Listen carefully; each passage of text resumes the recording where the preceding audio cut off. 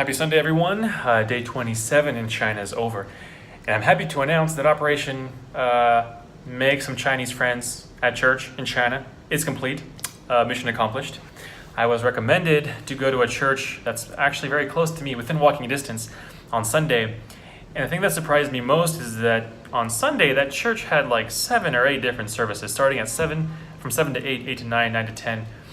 And I went to the one at noon, and also I was surprised at how many people were there. This is a Chinese church. And afterwards, I made a friend who invited me to go to lunch with him and his friend. So now I have two Chinese ponyo, 2 Chinese Laoshi. Before I had 21 American Laoshi. Now I have 2 real deal Laoshi, with which I'm very happy. A little bit about the history of religion here in China, which I found pretty interesting to learn about.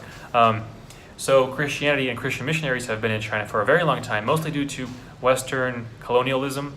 So Western powers would kind of subjugate China and force them to open up, and missionaries from those countries would come and spread Christianity.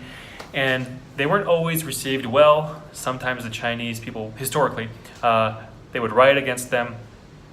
But the missionaries stayed up until, I think, World War II or the Communist Revolution, when all the foreign missionaries had to go home. And all the church stuff was left to the Chinese people. And then during the Cultural Revolution from 1950 to 1960, I think, the churches were closed, and the priests and the pastors were sent to go work in factories and fields with everyone else. And so what happened after that was pastors and priests and other Christians, they began interacting with the people they were working with. And these are people who they'd never come into contact otherwise.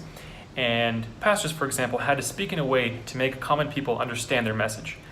And so as a result, after the end of the Cultural Revolution, Christianity boomed. Now there are millions, if not hundreds of millions of Christians here in China. It's hard to tell because a lot of people prefer to meet at homes, in home churches instead of the official churches. Especially in Beijing, there aren't many churches because everything is so controlled. But those that are here are very big and many services to accommodate everybody. I learned also that as a result of the Cultural Revolution, all the denominations were smeared away.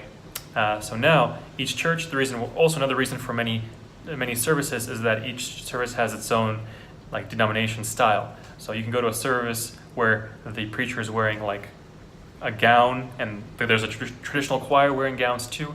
The service I went to had a contemporary worship team.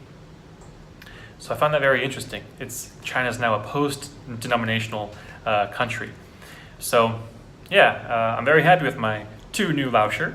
I hope this was interesting to you, and I'll see you next time. Bye.